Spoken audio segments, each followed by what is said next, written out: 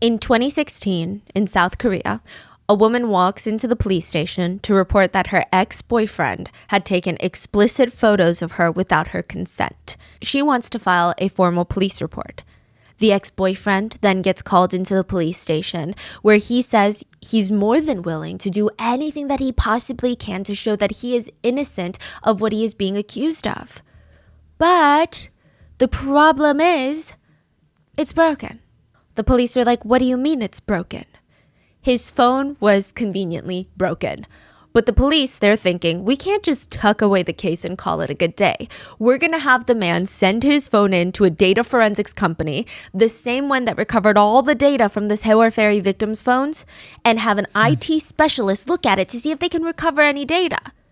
So an IT specialist takes it in, and for his privacy, we will refer to him as Park. Park gets assigned this man's phone, and he's trying to work on recovering any and all the data from the device, and he's really good at his job. He recovers almost everything. Over 200,000 text messages, group chats. 200,000 text messages? Yeah, 200,000 individual text messages. Wow, okay. Videos, photos, anything that could be recovered, he's recovered it. But suddenly, the police call the IT guy and tells him, we don't need your services anymore. You can just stop what you're doing and give the phone back to the man who brought it to you. They explain very briefly, the girlfriend has since dropped the criminal case. She's retracted her statements and said that she lashed out at her ex out of anger and that there were no photos. So the investigation is over. Wait, so did the police look at the text messages? No, they didn't look at anything. They're like, just turn it in. We don't even want to look at it. We don't even want to bother ourselves with this. But for the tech employee, Park, it felt like the investigation was just getting started. While he had been retrieving all the lost data from the man's phone, he couldn't help but peek. Could you really call it peeking? He has to verify that the data is being recovered. And how can you do that without even glancing at said data? And what he saw were images of women unconscious, videos of unconscious women being essayed, women being drugged and abused. In group chats, there were prices under these women, the cost of how much it would be to essay them yourself. Menus, literal catalogs of women for sale, messages that depicted people discussing the, quote, sale of these women. They would read like, number one doesn't talk that much and kind of loves money. She also has aspects where she doesn't have much charisma in drinking scenes, but her visuals are great. Number three, good visuals. She's bright. She's fun while drinking, but the negative aspect is she gets a little messy when she's drunk, but still a lot of charisma. The receiving end texts back, then let's go with number 5 along with number 3. Girls were just being sold to the highest bidder. Messages showed people sharing videos of unconscious women drugged, dragged, and essayed. The receiving parties of these messages, they reacted to the videos as if they were watching a funny TikTok, something entertaining, not a literal crime. They would text things like, I fed her sleeping pills and assaulted her in the back, then in the front, then in the back again, and then I finished. People were responding, ha ha ha ha ha. Redacted, insert person's name, ate him. Some other people commented, the mouth on her is great. Another chat log showed a picture of a sleeping woman, and the friends responded, who is it? Her body is so freaking good. Another chat included a video of an unconscious woman being essayed with the text, who wants to watch explicit videos tonight? The friends responded, what's this? Is she unconscious? The sender responds, and if she is, send a video with an alive girl. It's because she's unconscious I can take these high-quality videos with Flash. Someone else in the group chat responds, you raped her, hee hee. In another text they write, she doesn't even remember who she did it with, implying that the drugs they fed the victim altered her memory. But someone else responds into the chat, no, she's just an R word. As Park is reading some of these messages and glimpsing at some of these pictures, he is realizing that there are literal crimes being committed in these group chats. Women are being drugged and essayed. He needs to alert the authorities about it. This feels like a shady crime syndicate out there running some sort of brothel out of their basement. He opens the group chat in full to see what other crimes they had committed, and he was shocked to see that he recognized every single contact name in there. The phone belonged to a famous Korean idol by the name of Chung Chun-young, or JJY. He was the lead of a band called JJY Band. Another idol from FT Island named Choi Jung-hoon, Lee Jung-hyun, lead vocalist and guitarist of CN Blue, and the biggest name of all was Lee Seung-lee from the global group Big Bang. And these messages, they revealed a complex trafficking ring operated by some of the biggest names in the Korean entertainment industry.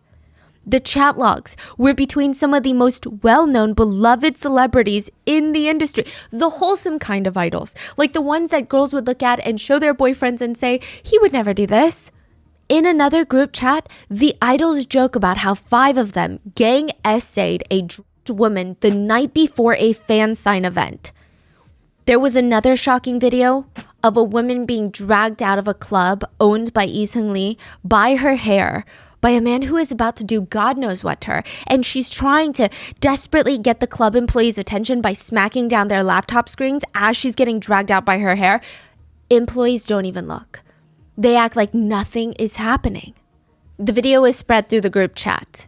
And so was another one. Well, it's a text message.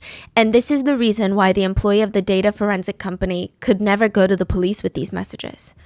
A text read, I saw the messages between the Hyung and the police chief. They found out who snitched. Even high-up police commissioners were exposed to be VIP clients of this trafficking ring. Park had just uncovered a trafficking ring run by celebrities, police officials, and there was nobody that could help him. There was nobody that could save the victims because everyone at the top was dirty. But Park would secretly make a copy of every single text message. And 3 years later, it would be released onto the internet, exposing one of the most shocking Korean cases to date, the Burning Sun case. Sponsors who have made it possible for Rotten Mango to support the Joyful Heart Foundation, whose mission is to transform society's response to sexual assault, domestic violence, child abuse, and they really aim to support survivors through their healing and reclaiming of their lives through things like education, advocacy, and policy change. This episode's partnerships have also made it possible to support Rotten Mango's growing team of dedicated researchers and translators. I mean, they really put their all into these cases. They focus on shedding light on stories from all over the world. And we would also like to thank you guys for your continued support as we work on our mission to be worthy advocates for these causes. And as always, full show notes are available at rottenmangopodcast.com. Now, Burning Sun is a case that we're revisiting from long, long ago because it's resurfacing in the news. There was a recent scandal that we'll get into. And additionally, because I feel like our quality of research has drastically improved. So truly, this is going to be a deep, deep dive onto the horrors of this case because it's a lot. We had multiple translators, researchers help assist with this one. There was one RM meeting where we had like 7 people in 3 different time zones just on a call for hours trying to get through everything again. We're like going through it 3 times, 4 times just to make sure everything is good. But as always, if there's anything we've missed or anything that was lost in translation or wasn't properly clarified, please let us know in the comments. And with that being said, let's get started. This case took place in Korea around 2018, but it's back in the news cycle for a lot of K-netizens because of a new picture that was posted to Instagram. Well, 2 pictures. We'll call them Picture A and Picture B. If you're listening to the audio version of this podcast, I'm going to describe both pictures to you. Picture A shows a beautiful private swimming pool from a resort in Bali. It seems like one of those villas that you can rent, and someone took a picture of the private pool in the back. The water in the pool is turquoise blue. There's beautiful palm trees, banana leaf trees surrounding the pool. There's this beige cushioned lounge chair next to the pool that you can lay down in and sit in the sun. It's beautiful. It looks expensive, which makes it a very typical picture to post on Instagram. Picture B is almost an exact copy of Picture A.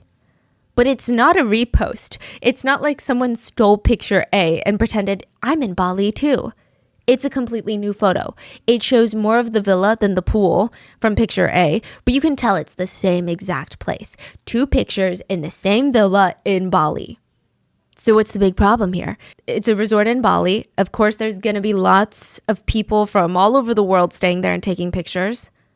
Picture A was posted by girl A, since they want to remain anonymous in the news. Picture B was posted by girl B. The problem here was they ran in the same circles where it was discovered that they were both dating the same man. Former K-pop star, former inmate, and owner of the nightclub Burning Sun, Lee Seung-lee. And I'm going to be brief with the scandal that unfolds because there's not too much to it, but Lee Seung-lee was cheating on multiple women and taking them on back-to-back trips with the same exact itinerary. So he would ask girl A, who thinks she's in a monogamous relationship with him, to fly out to Bali to see him.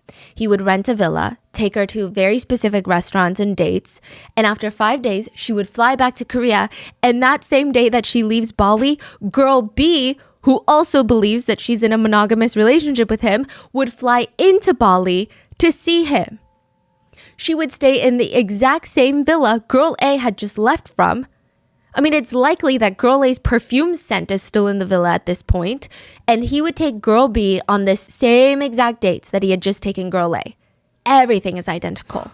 He had planned the exact same trip for both girls, took them to the same restaurants, the same beaches, the same hotels, the same cafes. He didn't even wait 48 hours before both trips. It was back to back. Girl A flies into Bali. Girl A flies out of Bali. Girl B flies into Bali. Girl B flies out of Bali. And all of this was quote unquote exposed when both girls discovered that they had posted the exact same picture of the villa and they started texting each other about their Bali trips. The story was sold to Dispatch, and some netizens commented on the scandal. I hope the girls don't think that it's just girl A through B. Seung-lee probably has women A through Z. I thought he was in jail. That's what a lot of people were also saying. Like, what's going on? Why are we writing these random cheating articles about a literal criminal? What's happening? Is he in jail or no? He's free. He's free? Was he in jail? He was in jail. Oh, he's already out. He was only in there for 1.5 years. And now he's back to dating people already. Back to, being involved with women. A lot of the comments had the same reaction as you. I mean, they were just shocked. They were shocked that he was in the news. They were shocked that he was out of prison. They were shocked that girls would even go out with him, that they would travel all the way to Bali to be with him in the first place when his club, Burning Sun, was exposed for basically having a trafficking ring operating during club hours. Yeah, how is he only 1.5 years? That's insane. For the level of crime he committed. A lot of people actually speculate that this is Seung-lee trying to get back into the industry. It sounds counterproductive because why would a cheating scandal be good for him? But to have these mini scandals that sound like celebrity scandals are probably better than having Burning Sun as the last scandal. And God forbid he's trying to make a comeback. Like, I'm not even sure how that's possible. But just in case that's his end goal, let us all refresh our memories of the case of the Burning Sun, what was later dubbed the VIP company. A young woman named Min Jung woke up in a bed, and her eyes still felt really out of focus. That's how she describes this whole feeling, is her eyes feel out of focus. She tries turning her head to see where she is, and she doesn't recognize the room that she's in. She doesn't even remember how she got into this room to begin with. In fact, she doesn't remember much or really anything at all for the past few hours. She keeps blinking and trying to reach for any memory of even the last hour. There's literally nothing in there. And then a man walks into the room. She remembers him. But before she can act, he's on the bed, holding her down, strangling her. She's kicking, biting him, trying to push him off of her, but he's way too strong. He's simultaneously strangling her with one hand and using the other hand to cover her mouth. He's using his body weight to push down on her body. She felt like she was going to die. Every time she tried to get up, he pushed her harder down into the bed. Her neck is bent against the headboard at a dangerous, painful angle. And she would later say, I felt like I was going to die. She could not get this man off of her. He would proceed to rip off her clothes and essay her. Each time he pushed her, she could feel her neck bending more and more against the headboard. She said she felt like her neck was going to snap. After this brutal assault, she grabs the mini trash can by the bed and she throws up everything that she has in her system. The throw up was this dark brown color. It was blood. She said at this point, she really felt like she was going to die because earlier the focus had been trying to get him off of her. But now that he's off of her, she doesn't really know what his plans are. Minjung likely ran through all of the options in her mind. She clearly could not fight him off physically. So she said she got on her knees on the carpeted floor and begged for her life. She was trying to appeal to any sort of humanity or even empathy, if he had any really. She cried that she just wanted to go home. She would never go to the police about this. Oh my God, she just wanted to see her mom. That's all. She just wanted to see her mom. She finally looks up at the man, this kidnapper, this rapist, and he just starts laughing. He's giggling at her begging for her life. And he responds, "If you take a selfie with me, I'll let you go home." What? What? Like the evidence? He takes out his phone, turns on the front camera, grabs Minjung, and basically forces her to sit on him. "Okay, now smile." Minjung doesn't really know what to make of this. Is he playing a game right now? Like, why would he want to take a picture with her? Was he really going to let her go? She said that she squeezed out a small smile, and the man kept his promise. He threw her clothes at her face and pushed her out of the room.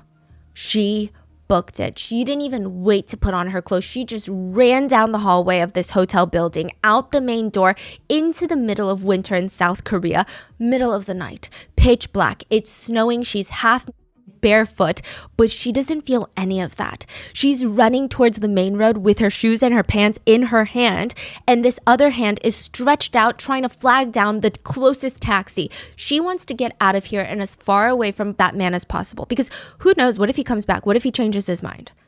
Thankfully, a taxi stops and she gets in. Frantically, she gives her address, and when she sees the hotel disappear from sight, the fight or flight that had kicked in, it probably finally calmed down because she looks down and realizes she's still naked from the waist down. And there was a taxi driver looking at her in the rearview mirror. I mean, of course, we don't know why this man was looking at her. It could be that she's naked from the waist down and he's like, why is she naked? We don't know if he had any sinister intentions. I don't think so. But she put her clothes over her lap, trying to draw the least amount of attention on herself from the taxi driver. She tries to take inventory of everything she has. She notices she doesn't have her phone, credit card, or her winter jacket. I mean, it's bad, but what's worse is that she's missing hours in her memory. She has no idea how she got to that hotel with the man that she was there with. After getting home, Minjung gathers herself as best as she can and goes to the police station. She reports the physical and sexual abuse and shows them all of the cuts and bruises on her body. She said she wanted a drug test. She knew that she had been, this had never happened before. Her memory had always been fine, but now she conveniently has a gap in her memory and ends up at a hotel with a man that viciously essayed her. No, this isn't right. She demands a drug test, and she knows that this is not only going to prove that he essayed her, but he drugged her in order to do it. This was going to convict him. It was going to get her justice, put that sick man behind bars so that he could never do it again. Assaulting women, making them beg for their lives before throwing them out onto the street. It was despicable. She's going to make sure that he gets put away for a long time. The drug test comes back. There are no drugs in her system. What? That doesn't make any sense. And I'm sure she could tell that the police were looking at her like she had lost her mind. She said the police started treating her like she was a liar, like she was a criminal, as if she's just making up lies to get back at a man that she slept with. And she's wondering, why would I do that? Women don't get anything good out of being a victim of a crime, especially in a place like South Korea where female victims are constantly shamed. Why would she make up this kind of lie? Because the man is Chavanos Ratakul. Let's call him Chav. He is a wealthy Nepo baby of influential Thai politicians, and he is considered a young businessman. But he's honestly just a Nepo baby. The police were asking Minjung with these very patronizing looks on their faces, as if they had just caught a kid in a lie. Wait, so the police knew it was him? Yeah. What? She was like, I know this man. Let me give you the name of this man. I remember this man. They're like, are you sure it was really rape? We heard from witnesses that saw you guys at a club together and said that you guys were very close. And he is from a wealthy family. Are you sure that you weren't just interested in him? And maybe you went back to the hotel with him, did something that you're not very proud of. Minjung felt like the police aren't even doing a thorough investigation. They just saw negative test, rich man being accused of rape, must be some sort of gold-digging scheme to get money out of the guy. Minjung is like, yeah, no, that doesn't make any sense. Do you have CCTV footage of the hotel reception? Because in the hotel lobby, I can assure you, I did not walk in there willingly. Technically, even if she did willingly walk into the hotel with this man, I don't think that means she wasn't assaulted. I just want to put that disclaimer out there. But she's trying to prove something, anything to the police so that they take her seriously, which, they really should have done in the first place. But regardless, they pull the CCTV footage and Minjung is floored. It doesn't make any sense. She sees herself walking into the hotel with the man willingly. He's not dragging her. She doesn't even appear to be dragged. She's walking normally, stable. She's walking at a leisurely pace. If anything, she's almost leading the man. She's walking in front of the guy. She's having an animated conversation with him. She's seen on CCTV camera of the hotel lobby smiling at the man. How is this possible? Chav is Thai, but since he's the son of influential politicians, he's a celebrity back at home. The allegations followed him all the way from South Korea to Thailand. He did some news interviews where he completely denied it all. As expected. But he even reported feeling sad. Yeah, he said, I feel very unlucky to have been swept into a case like this. I'm innocent, and I feel that this is all very unfair. And as a way of proving his innocence, the news channels played the CCTV footage of the two of them walking into the hotel. He said, when I was going into the hotel, she followed me. She was 100% conscious. The CCTV shows it all. I didn't use any force or put her over my shoulder or carry her in. บอกว่ามันไม่ได้มีคดีว่าเราไม่ได้บริสุทธิ์นะแล้วก็เขาก็เตือนว่าคุณเนี่ยต้องระวังเรื่องนี้ Minjung felt like she was going crazy. She was being framed as this liar, accuser, manipulator, gold digger. They used a lot of eloquent words in the media news outlets, but they basically said she found out that he was rich, seduced him, took a picture with him because she was having fun, and now she's turned around and cried rape because she wants his money. So the photo was released. Yeah. And that became like something that, oh, wow. Chav is like, look, we had a good time. She's smiling. Does that look like someone who's fearing for her life? Wow. Minjung knew that she would never in a million years lie about something like this. And you know what? There was something odd about the CCTV footage. Sure, at first it seems like she's happy to be there, but she has zero memory of it. And second of all, it's -8 degrees outside in South Korea. Where is her jacket?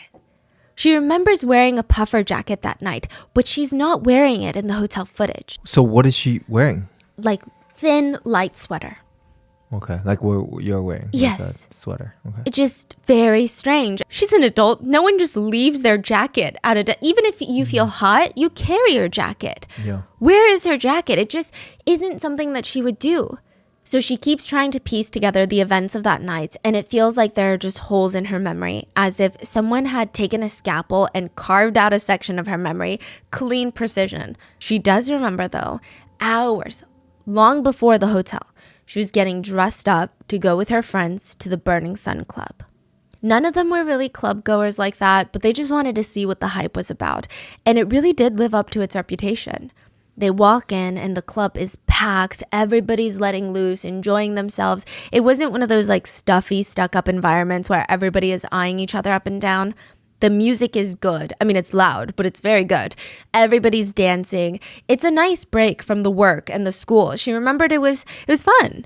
She remembered her friends had all purchased a table. They sat down and she offers, hey, I'm going to go to the bar and get us all some drinks. At the bar, she felt this gentle tap on her shoulder. Turns around, and it's a man. Now, to give you further context, the Burning Sun is kind of known to be a Wattpad club. Yeah, kind of, right? In the sense that there were some anecdotal reports that women would go to the Burning Sun, run into wealthy, young, attractive foreign businessmen, and start dating them. Which is just like an innocent, cute Wattpad dream.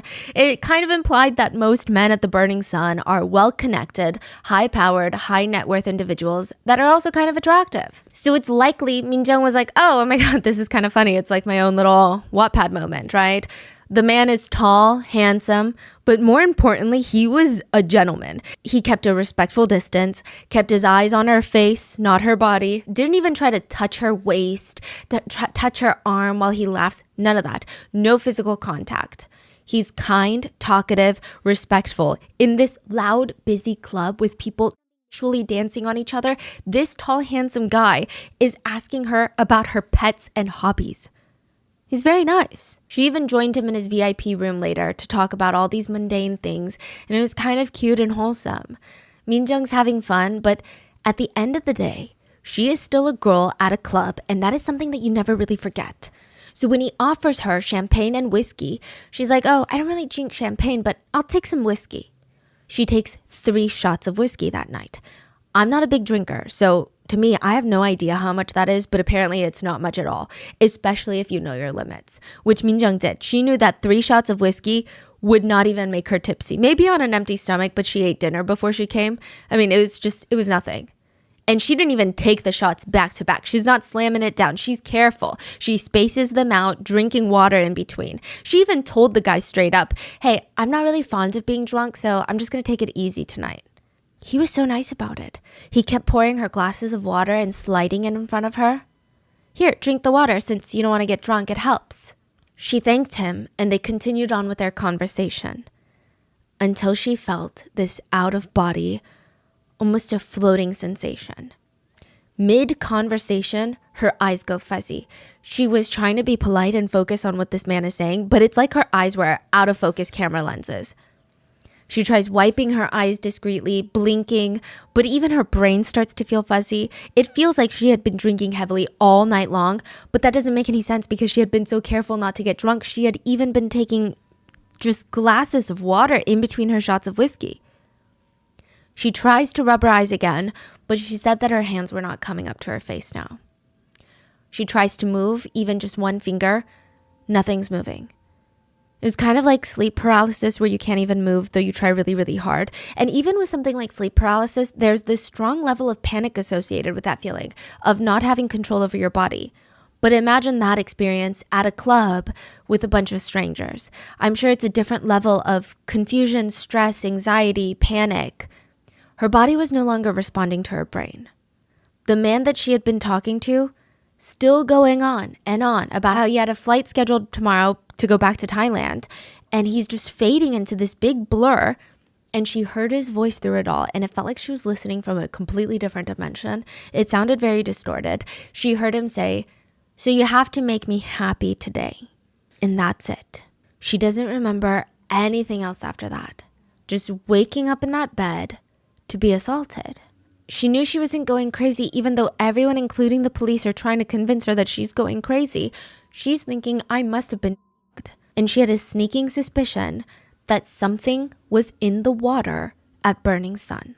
And water is a big business at Burning Sun. The employees of Burning Sun are incentivized to bring VIPs water, to procure good water and protect the VIP's water and deliver good water to the VIP tables and rooms.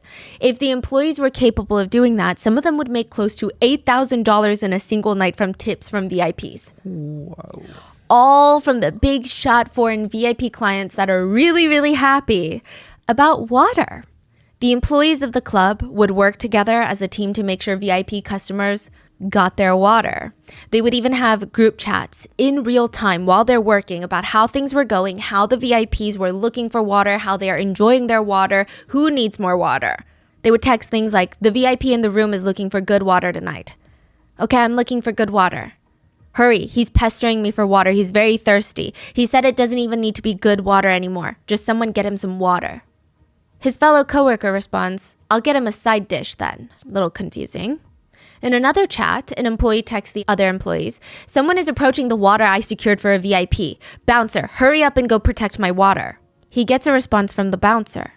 On it. The bouncer pushes through the crowd towards the bar, scanning the area. He spots the water that the employee is talking about.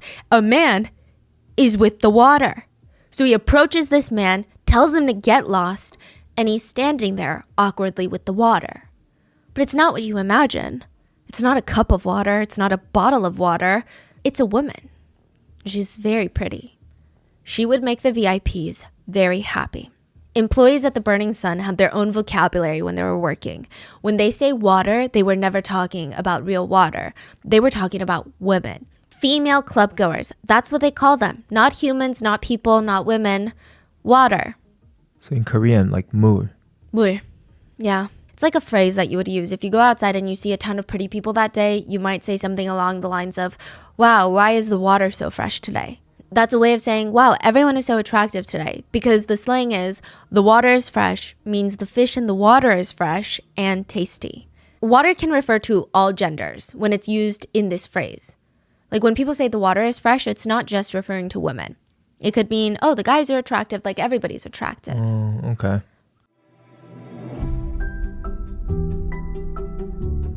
I sometimes am lurking in my Instagram comments and I see that a lot of you guys have businesses, and I always try to support where I can, which, side note about it, you guys are very talented. And most business owners that I personally know use Shopify. Shopify is the global commerce platform that helps you sell at every stage of your business, from the launching your online shop stage to the first real life store, first real life pop-up stage, even all the way to did we just hit 1 million orders stage? Shopify is there to help you grow. Whether you guys are selling scented soaps or offering outdoor outfits, Shopify helps you sell everywhere, from their all-in-one e-commerce platform to their in-person POS system. Wherever and whatever you're selling, Shopify's got you covered. Shopify can even help you turn browsers into buyers with the internet's best converting checkout, which is 36% better on average compared to other leading commerce platforms. And Shopify even has Shopify Magic, your AI-powered all-star. It can whip up captivating content, blog posts, product descriptions. It can even generate instant FAQ sections.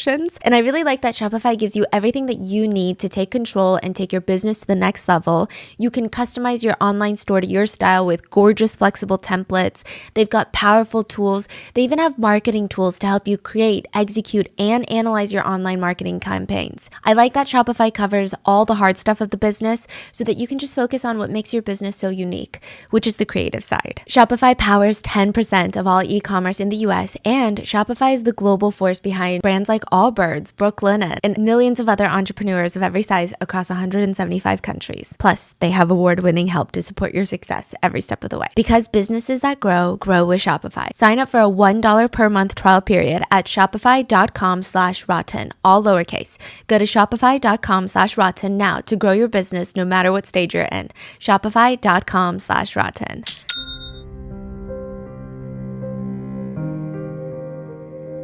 But at the Burning Sun, water refers to women. Good water refers to very pretty women. And averagely okay women are just side dishes. They are not the main course. The goal for the employees at the Burning Sun is to survey the women coming into the club, pick the prettiest ones that would please the VIPs, get them drunk, them before the VIPs get there so they can deliver them to the VIP. The goal would be, she is beautiful, she is beyond the point of consent, the VIP is happy. Because now the VIP doesn't have to waste his time getting her drunk so that he can essay her. He can just go ahead and do whatever he wants to her illegally. VIP is happy, the employees get a big tip. That is the ultimate goal of the employees at Burning Sun, and nothing makes them happier than watching the little essay of a young woman. They would text videos into their group chat of VIPs R-wording unconscious women. They would text things like, look at the VIP room right now, they're doing it. They would text back, wow, it's true. From Burning Sun to Hong Kong. To go to Hong Kong means reaching the height during intimate activities. So if a weird Korean guy asks if you want to go to Hong Kong tonight, he's not asking you to catch a flight with him for a spontaneous trip. He's asking you for something. And employees of the Burning Sun knew VIPs were more likely to tip them and come back if they were going to Hong Kong. But very few girls ever got drunk at a club to the point of not being aware of their surroundings or passing out. Or at least you don't do that without having friends that you can trust to not let you out of their sight. I feel like most girls know how dangerous that is. So it's up to the employees to get girls into that state quickly and discreetly. Their solution was date. They, employees, sometimes even bartenders, would date their own female customers, which, a few things about this are so terrifying. How easy it is to spike someone's drink, terrifying. But also, I imagine, if I went to a club, I might be cautious of strange men around me, but I don't think I would ever be really cautious that the bartender would spike my drink or that the employees would. Yeah, especially Burning Sun, one of the most like famous club, High-end. most high-end club. Like, Yeah. what? The employees would date their own female customers to serve them on a silver platter for higher paying male VIP customers who came to essay the female customers. They women, essayed them, took pictures and videos of the assaults, created a product catalog of the victims to see if other VIPs wanted to pay to essay these victims as well. That was the real business model of Burning Sun. They were, in theory, running a complicated trafficking ring, and they got away with it for a very long time. Not because they're flying under the radar and never getting called out on it. It's because they were being so blatant about it. There's a saying, I believe in German, and it's translated into English as, the devil was covering it with its own tail. And it's in reference to something being so out in the open, it's basically right under your nose. But you miss it because the devil has just barely hid it out of plain view. Like hiding in plain sight. Mm-hmm. The Burning Sun's reputation was the tail. And if anyone heard any strange, questionable stories coming out of the Burning Sun, first, they would question if the storytellers were even sober enough to remember the events correctly. And if the answer was yes, they would all just kind of shrug and say something along the lines of, that's just what happens at the Burning Sun. The club was owned by a well-known Korean celebrity and a bunch of investors. And the sentiment for a lot of Koreans at the time was, what else do you expect to happen at a place like the Burning Sun? It doesn't have a wholesome reputation. The club was co-founded by Lee Seung-lee, who is known as the Great Gatsby of South Korea. And not because he's a fan of literature and that's his favorite book, but because he throws insane, lavish parties. I'm talking a whole line of bottle girls coming out in line, holding $1,000 bottles of champagne in each hand, with insane sparklers shooting out of them. And it's not just one or two bottle girls, it's like a whole parade of them. Stacked champagne glasses ready to be filled, pretty women everywhere. Uniformed girls in white and gold sparkly dresses popping $10,000 bottles, $50,000 bottles. It was crazy. This is the same guy, Seung-lee, where for his own birthday, he had booked out a full luxury resort in the Philippines so that nobody else could stay there, flew 150 of his closest celebrity, nepo baby, politician children friends from all over East Asia, not just South Korea, but China, Taiwan, Malaysia, Singapore, Japan, everywhere, to the resort, flew them out in the Philippines to party for 4 days and 3 nights straight. These are not people that sit in economy. He's booking first-class tickets for all of them. That's crazy. He spent $20,000 on just fireworks for his birthday countdown, which is like really a crazy thing to do. And the whole weekend ended up being around $444,000. That's crazy because his image is like the opposite of this in the band, Big Bang. This is a guy willing to drop hundreds of thousands, if not like $500,000 on his birthday party. And he started as this humble, insecure boy. We're going to get into all of it. You know, this became the appeal of Burning Sun. The general population of Korea had started to hear about Seung-lee's parties, started to hear about the new Great Gatsby of South Korea, and they wanted to go to one of Gatsby's insane parties. But back before Seung-lee opened Burning Sun, there's no way. How do you get on a celebrity's guest list? But now with Burning Sun, the club, they can experience it firsthand. So yeah, chaos is expected. People would say, did you hear about that underage girl? What? The underage girl that stole her mom's credit card and spent it all at Burning Sun. Apparently the mom found out, rushed to Burning Sun. The bouncers called the cops on the mom. Mom gets handcuffed, dragged away. But the crazy thing is, there's speculations that it wasn't just a girl with a fake ID who wanted to party, that maybe Burning Sun was trying to target underage girls to come to the club. Wow. I don't know how true that is. That's just what happens at the Burning Sun. These are the reactions people would give.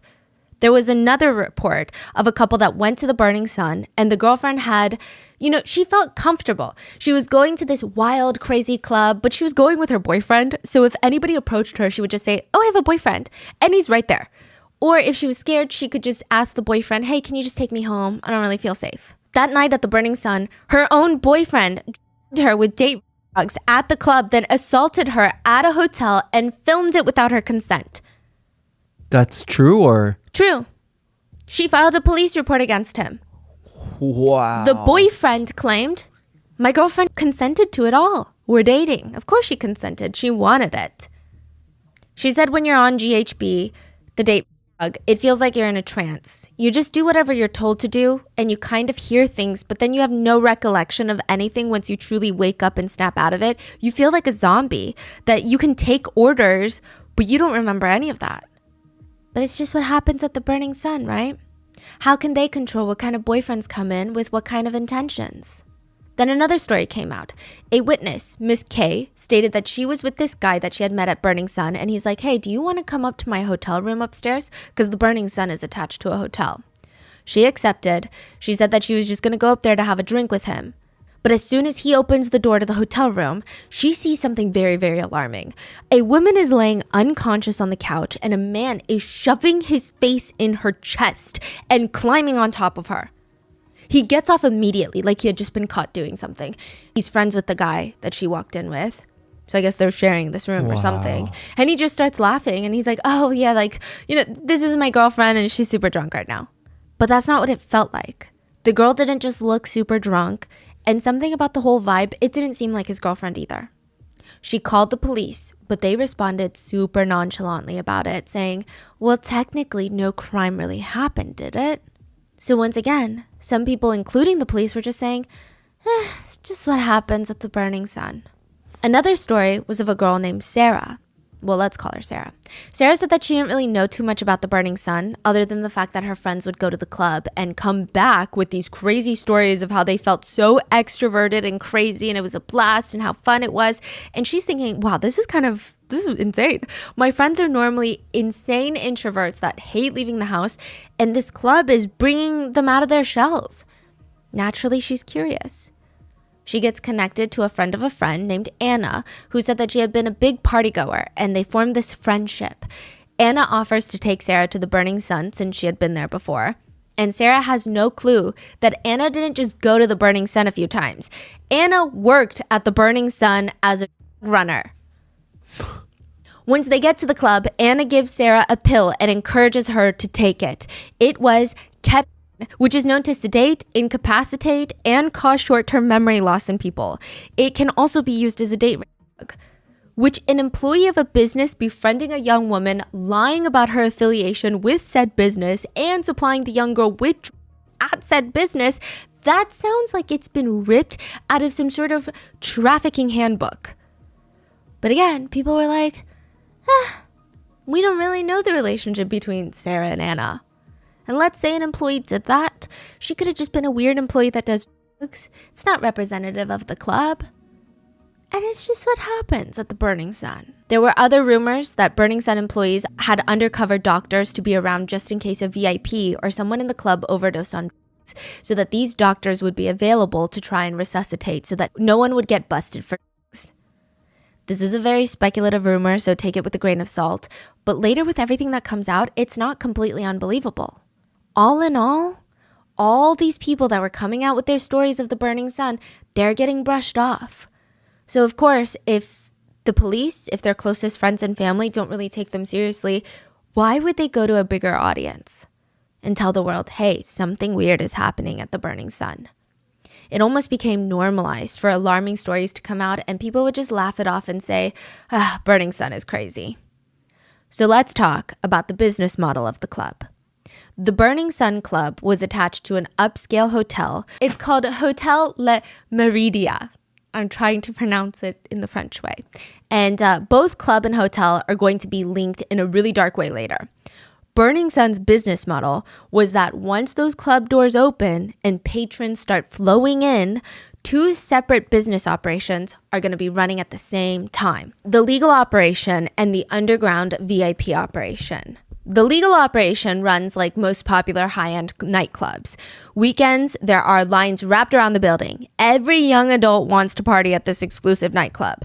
It became a lifestyle brand. Even if you weren't necessarily having fun at the Burning Sun, just by taking a picture and tagging it on your Instagram story meant that you were someone. Not everyone could get in, and that's why everyone wanted to get in. Of course, like other clubs, guys had to pay a cover fee to get in. But if you were a tall, attractive, young woman, you would get in for free.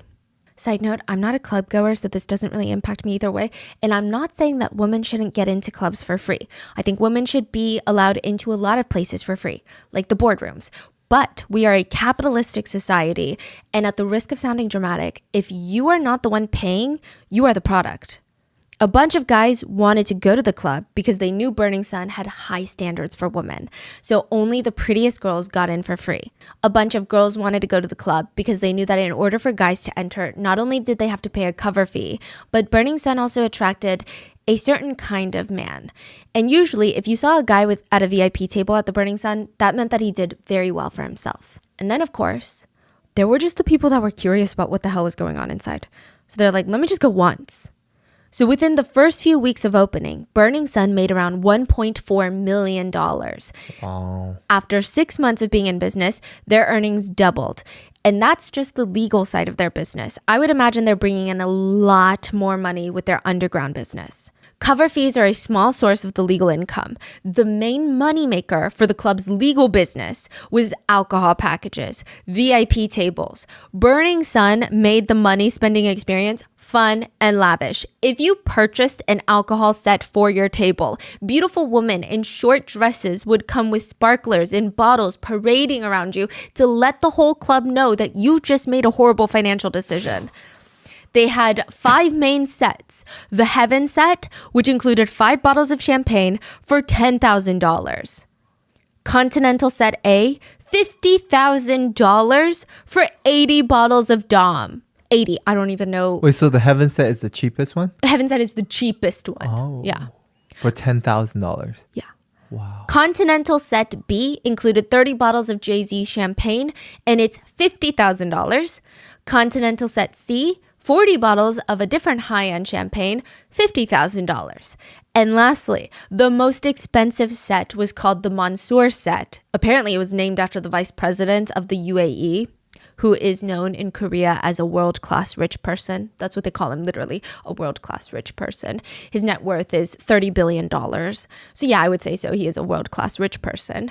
He's part of the royal family. Oh, yes. I see. Yeah. The set comprised of 22 bottles, and it was priced at $100,000. It's alleged that Seungri made up the Mansour set for fun, thinking nobody's going to spend $100,000. But people did. There was one Taiwanese businesswoman that would come in and blow $200,000 in one night. A businesswoman? Well, some sources report she's a businesswoman. I would say most sources report her to be the housewife of a businessman. Yes. Okay. She would later become an investor in the club and Seungri's bottomless purse. Side note about her, I don't know if she saw the future of the business, that's why she invested and spent so much time at the club, or if she just had a love for Big Bang. I kind of get the feeling that she's just obsessed with Big Bang. She would bring her luxury designer bags to be signed by Big Bang members. It just seemed like she was a super rich fan. So we went over the legal alcohol menu for club goers. But in order to experience the full menu of the Burning Sun, you have to be a consistent VIP. This is going to open you up to a whole new world. When a VIP walks in through the door, first of all, they get a separate entrance. And if you spend around $10,000 a night, you get 2 guards to accompany you. And they are also kind of like your butlers. The employees in the club know when a VIP walks in, and they all cater to that person all night long, making sure that everything that they could possibly want under the sun, they've got it. VIPs want to do drugs, even though it's highly, highly illegal in South Korea, no problem. There's a VIP bathroom at the Burning Sun where allegedly could be taken orally, but also through the vein if that's what the VIP clients wanted. Full service.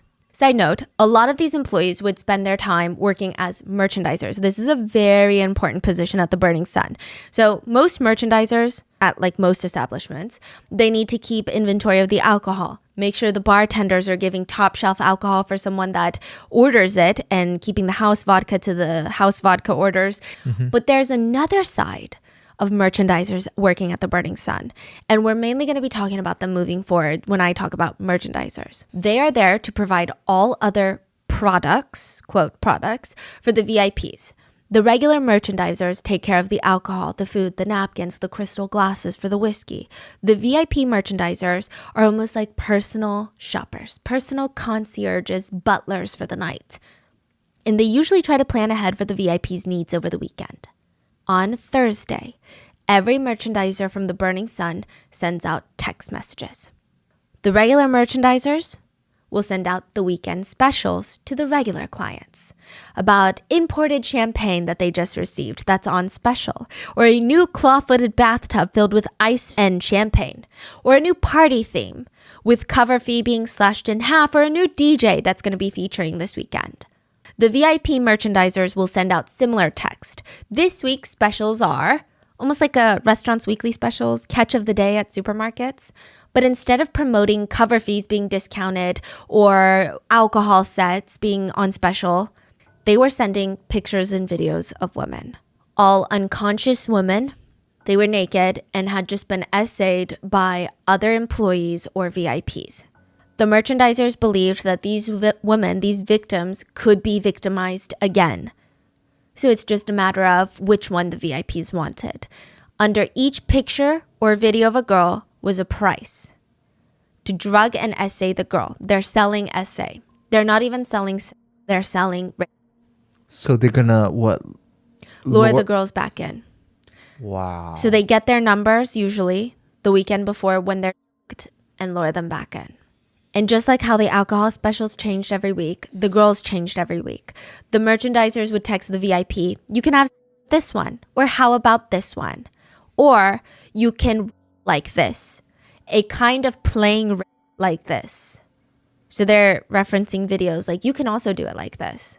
Or text that read, I can make you a reservation guest. If you come, I can get you this girl. If there was more than one VIP client that wanted the same girl that weekend, they would open a bid. The clients would bid, auction on the woman who had no idea that any of this was even happening.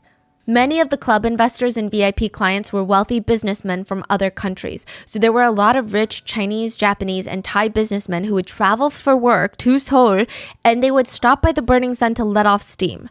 The merchandisers were really good at knowing exactly what kind of girls each of them wanted. They always stated that the Chinese VIPs really liked Gangnam Onnis. So Gangnam is like the Beverly Hills of Seoul, and Onni means older sister. It's a really nice way of saying they like faces with a lot of work done. So when they knew that a group of Chinese VIPs were coming in, they would send them the weekly specials filled with Gangnam Onnis. It's like none of the VIPs wanted workers. That's the part a lot of netizens were infuriated by, because regardless of how anybody feels about sex work, if it is between two consenting adults, there is a level of understanding there. There is a transaction that's being made, and in the best case scenario, it's a win-win. Both parties get exactly what they want. And I say that in defense of the sex workers, right? Because usually they get the shorter end of the stick. No, anyway, it would be a bit more acceptable if this club was illegally running some sort of brothel. But that's not what's happening. They're straight up trafficking. I mean, this is like human trafficking. None of the VIPs wanted sex workers. They wanted girl next door, truly did not know that she was getting and being filmed while being assaulted. They wanted victims. That's what they wanted.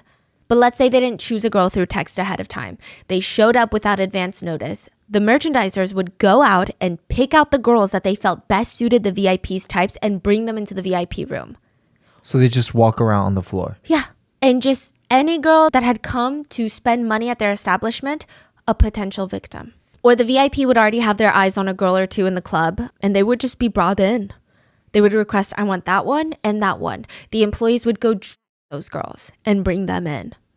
And just to reiterate this point home, sorry if it feels redundant, but it is a huge part of this case. These women that they're picking to bring to the VIP rooms are not employees of the club, and they are not sex workers. And I don't say that to say employees or sex workers are not as important, but I'm saying if it was an employee or a sex worker, they would be there for work. Like, these women literally came as customers, have no idea that they're being chosen to be victimized. They're like Minjeong, just hanging out with friends. The assaults would either happen right in the VIP rooms or upstairs in one of the hotel rooms of the La Meridia. And the hotel also happens to be an investor in the club. So there is a question of how big and how well thought out this operation was from start to finish. The hotel owns close to 50% of the club. Okay. The speculation being perhaps that was the whole point that Burning Sun was created. For this reason. It's not a club that happened to fall into trafficking, Yeah, but they're rather partnered. a front for trafficking. I think the unsettling thing about this case is both operations were done pretty out in the open. This is a club. It's not like one of those money laundering schemes where a front is a churro shop and behind the scenes is God knows what. We'll never know because the public will never see it, hear about it, know anything about it. But with Burning Sun, they're running these operations in front of all the club goers. I would liken this to the feeling of going to a supermarket, shopping for beef, not knowing that there are security cameras watching you and another group of people behind those cameras shopping for human meat. Like, that's the feeling, I'm sure. And because nobody really knew what was going on inside the burning club, aside from victims who were staying quiet out of fear, people were lining up, fighting, paying to get into the Burning Sun, a place that would turn out to be a literal hell for the victims. And it all gets exposed by a 29-year-old man by the name of Kim Sang-gyu. We're going to call him Kim for the rest of the story. November 24th, 2018, Kim went to Burning Sun with a bunch of his friends. It was his friend's birthday. They're all there to have a good time. It also happened to be the first snow, Cheonneun, which is a very special day in Korea. We're supposed to make a wish and spend it with your loved ones. It's a very cute, romantic day. So Kim decides to go outside. He's in the Burning Sun, and the snow starts falling. So he's like, oh my God, I'm going to go outside just quickly to see the snow. He kind of parts with his friends, and on his way out, he sees a woman half passed out, barely conscious, being dragged out by a man. She looks like she's trying to grab onto passerbys. She doesn't want to leave. It's clear this is not consensual. She clearly wants help. So Kim decides, I'm going to help. He decides to block the man from taking this woman. And this man happened to be a VIP client, and the employees of the Burning Sun did not take well to Kim standing in the VIP's way. Wow. So they're like blatantly. Oh, in front of people. Wow. Yeah. The employees also did not appreciate that Kim was now standing in their way of making a fat tip. So they drag Kim outside in front of Burning Sun CCTV cameras into the snowy road, and they start beating him. They start pummeling Kim. The club executive was one of the main perpetrators. He trips Kim with his foot, grabs Kim by the hair to hold his head in place, uses his other hand to punch him in the face repeatedly. It was getting to the point where even one of the bouncers was like, hey, let's chill out a little bit on this customer. But this executive is not listening. Another bouncer jumps in to help hold Kim in place, so it's easier for the club executive to hit him. At one point, the club executive even walks away from Kim, who's on the road just sitting there, because now he has 3 broken ribs. It's painful to even try and get up. This is not a light beating. The club executive walks over to his little bouncers, takes off his jacket, only to walk back over and continue beating Kim. Then when he's finally done, he just walks back into the club with the bouncers, leaving Kim on the ground. Kim is confused, scared, but also, rightfully, really pissed. He calls the police, who gets there 12 minutes later, and he's explaining to the police what happened. And he's pointing at the CCTV cameras like, hey, it's all on there. Everything that happened, you're going to see it on there, so go look at it. The police don't really do anything. And Kim is like, what are you doing? I said the person that did this to me is in there. He went that way, so go into the club and find him. They're still not really doing anything. Frustrated, Kim kicks the trash can in front of the VIP entrance, and they still don't do anything. Finally, officers decide to go into the club, leaving Kim outside. They talk with the security, they talk with the club executive that beat up Kim, and once they get back outside of the club, they arrest Kim. They tackle Kim to the ground and arrest Kim. They handcuff him from the back, which I imagine is quite painful as he has 3 broken ribs. Employees are oddly seen helping the police arrest Kim, which is just really suspicious if you think about it, because Yeah, exactly. even if a client did something wrong and they're getting arrested on the premises, why would you help? Like, there's enough cops already. Yeah. Kim would state that as he's being dragged into the police station, the officers intentionally tripped him, and since his hands were handcuffed behind his back, he had nothing to break his fall except with his face. An officer tripped him? Yeah. He had busted his face, had a severe nosebleed. He claimed the police also kicked him and hit him several times where he had already broken his ribs. He had several broken ribs and they still refused medical care. He was seen at the police station yelling, "Seungri's club, you guys got money, they do hard and they do marijuana in there." 승리 클럽에 너네는 받고 걔네는 마약하고 걔네 거기서 대만 January 28th, 2019, Kim starts going on interviews and making posts about what happened to him inside the Burning Sun. His main accusations were the women are being at the club. Police are getting paid by the club to look the other way. He said, screams could sometimes be heard coming from the VIP rooms of girls begging for help. These are masked by club security, and then the paid-off police department nearby protects the club from legal liability. The police aren't here to protect the public. They're corrupt. Kim started a Blue House petition, and it received more than 200,000 signatures in just one day. The petition detailed specific and assault cases that allegedly happened within the Burning Sun Club, as well as their sketchy and corrupt relationship with the local city police. It gained so much attention, the president at the time promised to have his team look into it. But when the Blue House looked into it, the police just turned in random reports that Kim was committing assault in the club. They argued, look, Kim is the one that was essaying people in the club. He was caught, dragged outside by employees, and beaten. Should he have been beaten like that? No, but the employees just really hate scum of the earth essayers, you know? So we came out and we arrested the guy. With this, all the news outlets started reporting Kim as some sort of criminal, which it's a whole long story we're going to get into later. But the Burning Sun even came out with an official statement stating Kim was an offender and they had no choice but to kick him out. To support their statement, they submitted 2 complaints from women who allegedly were assaulted by Kim at the club. Suddenly, the story very quickly becomes a he said, she said situation, rather than a very serious allegation of trafficking inside of a club. But netizens did notice something strange. The person who filed a complaint against Kim saying that she was harassed by him at the club was an employee of the club. Not saying that they can't be harassed by clients, but like she was a merchandiser at the club. It was Anna, the runner. People didn't know that yet, but still, it was just weird. Right after he alleges that there's an underground ring happening at the club, an employee of the club says that he is the assayer. Kim said that he was charged unrighteously and inaccurately on 7 charges, including defamation, indecent acts, criminal battery, and more. And our team tries really hard to not make something about something that it's not, right? But there was a feeling by the K netizens and by a lot of people that had gone to the Burning Sun. Okay, a man has spoken out about the club. And sure, it's kind of a he said, she said situation, but a lot of netizens were still on this man's side and supporting him. And it kind of felt safe enough for women to come forward now. Because if it had been a woman whistleblower to this, there had been other small cases of women trying to anonymously come forward that something weird was happening at the Burning Sun. They were slut-shamed to hell and back. But now that there was a male at the center of this whistleblowing situation, Right. they felt like, okay, maybe we can also help bolster his story because we have our own stories about the Burning Sun. Damn, that says a lot. Yeah, a lot. I mean, just like the crime itself says a lot about the violence against a certain gender. And then this just reiterates that.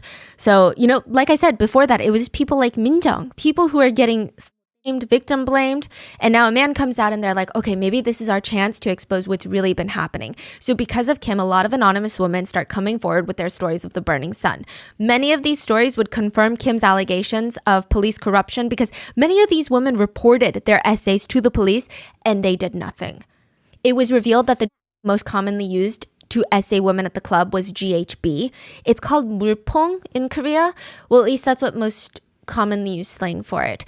It is the most commonly used date drug even here in the US.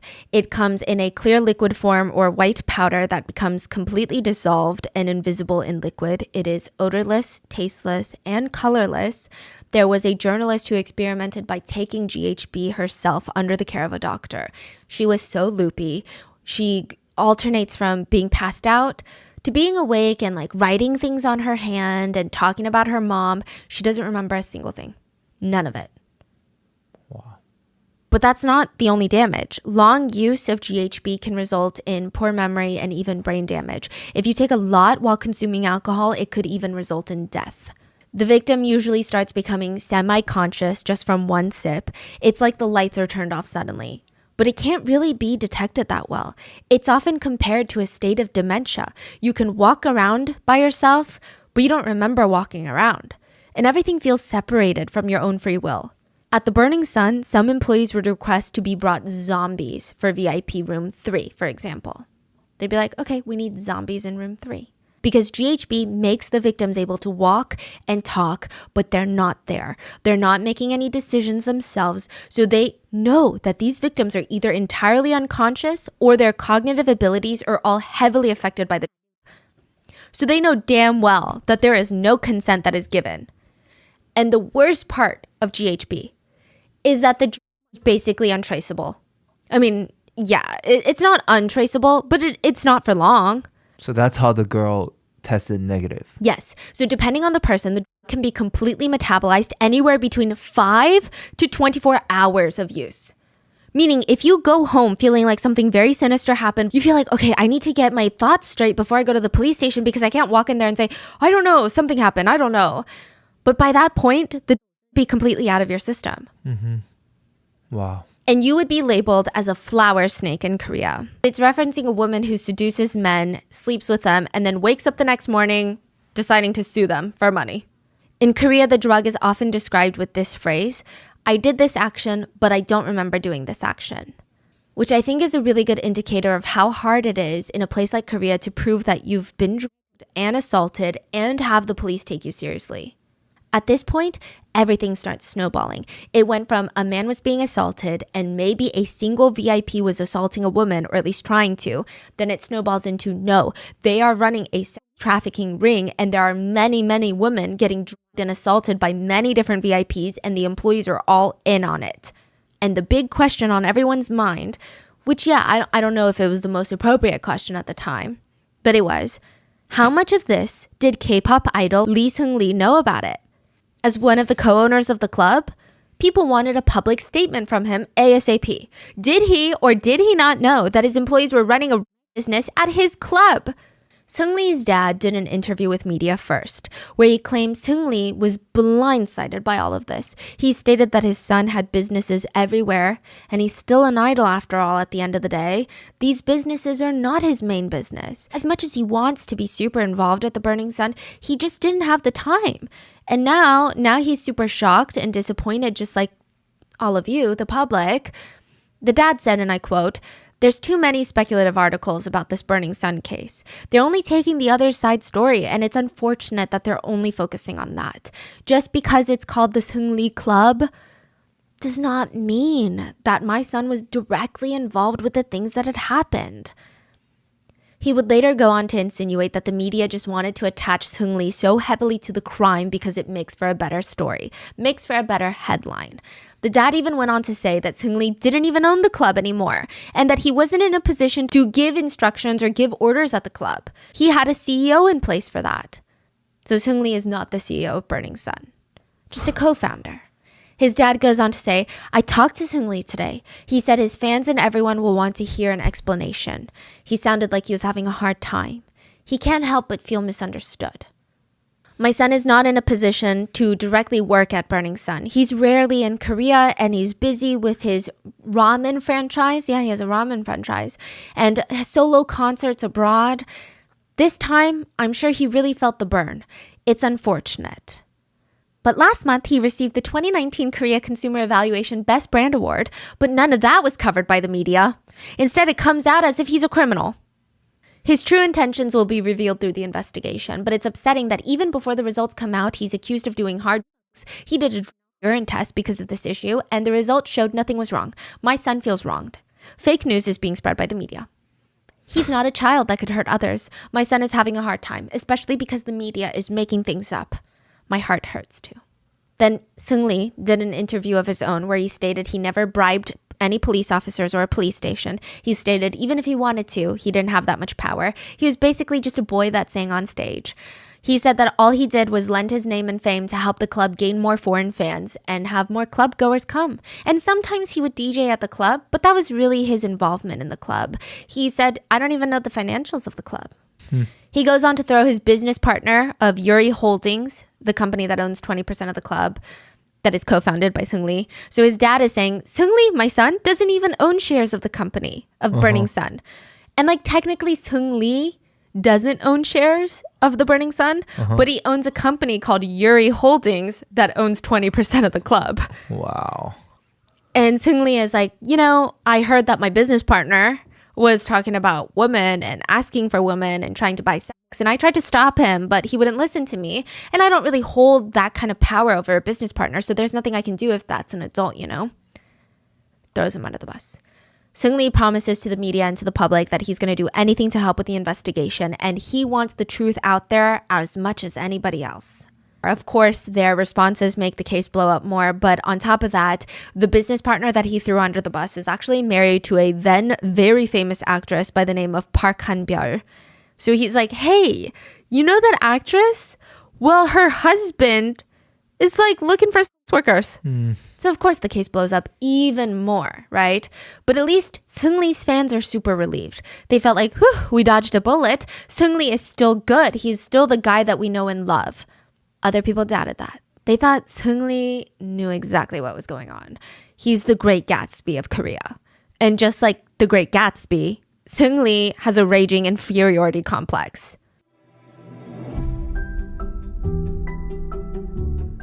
The holiday seasons, I usually get a lot less sleep, but I am solely energized through peppermint flavored sweets and sparkly holiday decorations, just running straight off of vibes. But one thing I'm pretty stickler about is my hydration. If I'm hydrated, I feel like I can go on and on for hours. And if there are parts of my daily routine that I can make a lot more effective, I'm going to try and do it. And with Liquid IV, its hydration multiplier has made my life so much easier. I can get 3 times the electrolytes of the leading sports drink, plus 8 vitamins and nutrients for everyday wellness. It's really nice because Liquid IV hydrates 2 times faster than water alone and all in one stick. So you pour 1 stick of Liquid IV into 16 ounces of water and it hydrates better than water alone. There are no artificial sweeteners and now it's available sugar-free. They've got 3 delicious flavors. In the sugar-free option, they have white peach, green grape, lemon lime. I've always been a very citrusy person, but their white peach is really good. The green grape is also very tart and crisp, which is how I like it. Lemon lime, of course, is a classic. And I just like how easy it is. The packaging makes it super convenient to take Liquid IV on the go. And I always thought Liquid IV were for workout people, you know, people who want to stay hydrated and work out at the gym, which I've done before with Liquid IV and I love it. But it's also just for people like me, running errands, going holiday shopping, pouring it into my water in between stops. Grab your Liquid IV hydration multiplier sugar-free in bulk nationwide at Costco, or you can get 20% off when you go to liquidiv.com and use code RottenMango at checkout. That's 20% off anything you order when you shop Better Hydration today using promo code RottenMango at liquidiv.com.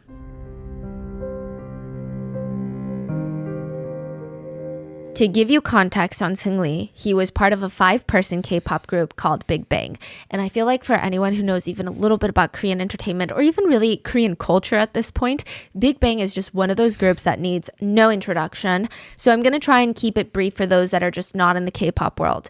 Big Bang is like the One Direction of K-pop, meaning they will always be remembered at one point as being one of the most iconic boy bands in K-pop history. I'm not saying right now, I'm just saying at one point they were. And I'm not saying that they're better than your faves or even like they paved the way or anything, but they were really, really popular. Yeah, like between 2008 to 2012, like they dominated the world. Dominated. Yeah, it is unclear how much revenue the group generated, or at least we couldn't find out an exact figure. But we did find out that they brought in $800 million in ticket sales for their concerts during their career.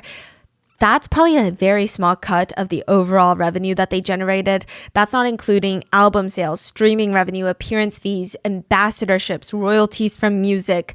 That's just concert sales is $800 million. So they're an influential group. And Seung-Lee always felt like the black sheep of the group. It's pretty evident in hindsight that he had an intense inferiority complex while he was part of Big Bang. And it does seem like there were a few pain points for him. Seung-Lee applied to be a trainee for the K-pop group that would be later Big Bang. There was a series of cutthroat competitions till a group of boys was narrowed down. They just wanted 5 members. Everything was ruthlessly judged and criticized by YG, who is picking the trainees. They had 4 members already picked and it was down to the last spot. Seung-Lee and another boy were competing neck and neck for it. Seung-Lee barely made it. It was so neck and neck. It was like, I guess we'll go with Seung-Lee. It wasn't like, oh man, he won by a landslide. That was so good. He really stood out. It was such a close call. And that type of complex, he felt like, I'm not as good as the other members. YG was so certain on the other members. But for me, it was kind of iffy. Now, that kind of complex doesn't necessarily make someone a bad person. Fans actually fell in love with Seungri for the sides of him that were shown. They remember during the early days of Big Bang, there were reality shows that they would do that showcased what their lives were like as trainees, and they would all be crammed together inside these very not so great apartments that the company was paying for. They would have to clean up after themselves after training and dancing for like 18 hours a day. And Seungri being the youngest of the group. In Korean culture, that means he has to do a lot more chores than the others. He has to do things like wake everyone up, which is harder than you think. The oldest of the group, Top, he refuses to wake up, so it's standard to see Seungri go into the kitchen, grab pots and pans to bang together to wake up his hyung. Another member would start vacuuming the wall on top of Top's face to try and wake him up because he's just, I guess, a heavy sleeper. And it's kind of like a heartwarming moment. It's relatable, it's funny, and considering how young the boys were at this point, it was endearing. But Seungri was always being compared to his other bandmates. I would say I remember, and this is just from memory and not research, G-Dragon, Top, Taeyang, like they had so many stans from the people that I knew personally. Seungri just didn't really have a lot of stans from what I remember. He did seem to get a good chunk of hate comments. People joked they didn't like the size of his head, that it was really big. They also said that his legs were too short and that other members were very good looking, but Seungri was had a relatable looking face, they said. He said he especially didn't like the comments about his head because, and I quote, "It's not like I can get a head reduction." But even that moment is a good example of why a lot of people started to stan Seungri.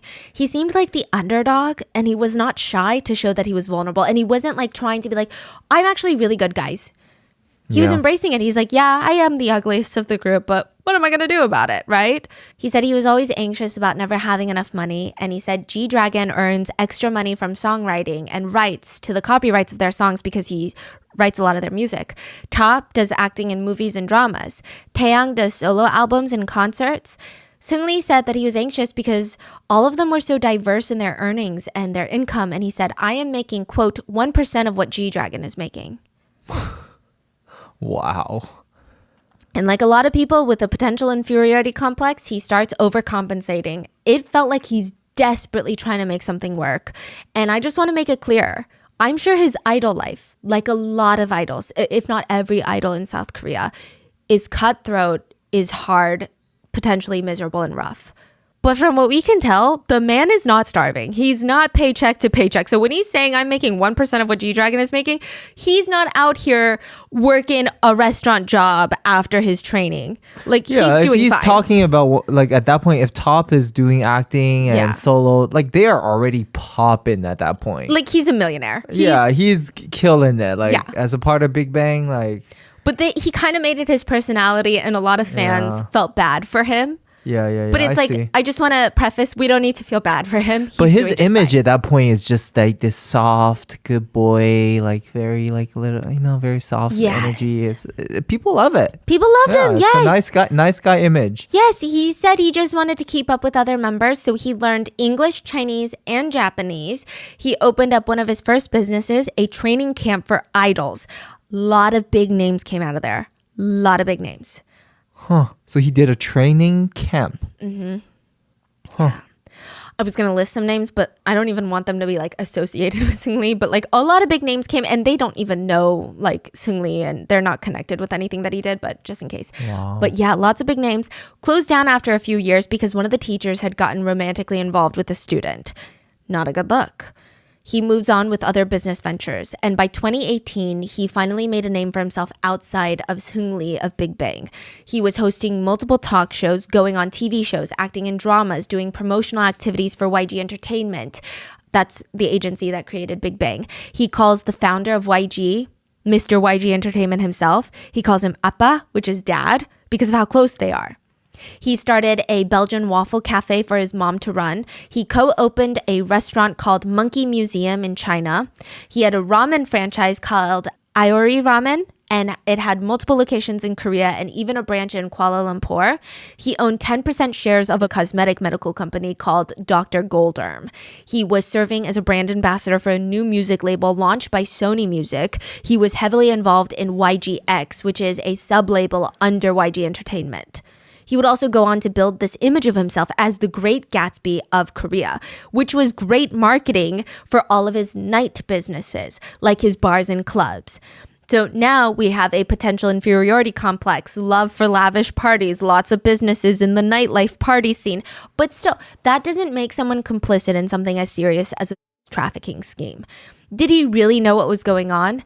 His fans argued, absolutely not. They felt like he was innocent. This is Seung Lee that we're talking about. Do people not remember? A lot of people dug up an old clip of Seung Lee, and it had been on a TV show called I Live Alone. He was talking to another actress. It's a reality show. They're sitting there talking, and the actress recently had a baby. And out of nowhere, she asks Seung Lee, I can give you some if you want. And he's like, give me what? The soap I use. Breast milk soap. And Seung Lee looks very shocked. What is it made from? It's soap made from a mother's breast milk. Seung Lee puts his cup down to take a few seconds to gather his thoughts. Breast milk is very healthy, yeah? Because he doesn't want to offend her, but he still doesn't know what to say in that moment. And it's a really innocent, comical moment. The actress keeps explaining the whole process of how the soap is made, and Seung Lee is coughing because he's shocked by all of this information, and he's just trying to be polite. So he says, okay, yeah, thank you. Yes, of course, I would love some. How many do you want? I have a lot. You can just text me. He's like basically about to throw up some water if he has any in his mouth, and he's text you to ask for the breast milk. It seemed like the actress was genuinely having a fun time shocking Seung Lee, messing around with him. And Seung Lee comes off super naive, super innocent, super polite. So fans are like, you're telling me that this guy that's shy when someone offers him breast milk soap is a brilliant mastermind behind a sex trafficking ring? Breast milk boy? Do you know what it means to bomb a chat? Usually friends will start group chats on Kakao Talk, which is like the WhatsApp or WeChat of Korea. And when they're done with the group chat, or if they've said enough inappropriate comments or told enough secrets on that group chat, someone will text, blow up the chat. One by one, the notifications come in. Blank left the chat, blank left the chat. And once every single person leaves the chat, everything in that chat gets automatically deleted by Kakao. So it's not like you can leave the chat but still see what's in the chat. It's gone. The chat history deleted along with any videos and pictures sent into the chat. When the Burning Sun group would feel like the chat had gotten a little too incriminating, when they had texted too many pictures and videos of unconscious women, when they had talked about too many VIPs essaying unconscious women, they would periodically text out, bomb the chat, blow it up, which helps with making sure that if someone's phone is ever taken in by the police, if someone's phone is ever lost, they might see the current group chats that are probably very incriminating. They won't see years and years of incriminating activity. It's almost like an insurance policy to everybody in that chat that they were going to at least cover their asses. And it was in everyone's best interest to bomb the chat, to delete it. Or so they thought. JJY was part of these group chats. And some quick context to JJY, he's what they call a multiplayer in Korea. He's a singer-songwriter TV personality. He's known for having this wild, fun personality, so a lot of talk shows love him. He's also very, very good at singing. He never left the chats. He was part of all the Burning Sun chats. He was part of every single Seung Lee chat about unconscious women, selling women, bidding women. He never left it because he felt so sad to part with all the amazing pictures and videos of women being victimized. So he always pretended to leave the chat last. But the truth is, he never left any of them. He kept each and every single one. And when his ex-girlfriend reported him for taking videos of her without her consent, and he would turn his phone in to the tech company, he would be the one to bring the whole operation down. Wow. So even when he did that, he thought he can just break his phone and he's good. Yeah. But this is the tech company that recovered the data from Sewol Ferry victims' phones. So like they knew what they were doing and they take their jobs very seriously. But he was like, oh, well, I basically smashed my phone, so it's fine. It was not fine. Even years before this, there was an incident that felt like foreshadowing to everything that was about to happen. JJY was on a show with Chico, another celebrity, and Chico joked about JJY's golden phone. And immediately, because they're on set filming a show, JJY's face changes for a split second. He drops his face mask. Not his literal face mask, but he drops his smile, and he has this very sour look on his face. It's very much the stop talking about this look. What's a golden phone? People thought golden phone as in these sex videos now. But Chico would later be involved in the Burning Sun controversy because netizens accused him of knowing what JJY was doing on his phone. He's like, you probably saw the videos then. Yeah, why would he, if he does, why would he put that information in TV, right? That's what Chico is saying. He's saying, guys, I meant golden phone. Like sometimes people use it to refer to someone who has a lot of good connections. So if you were to have Beyonce and Taylor Swift on speed dial, you have a golden phone because you have their numbers.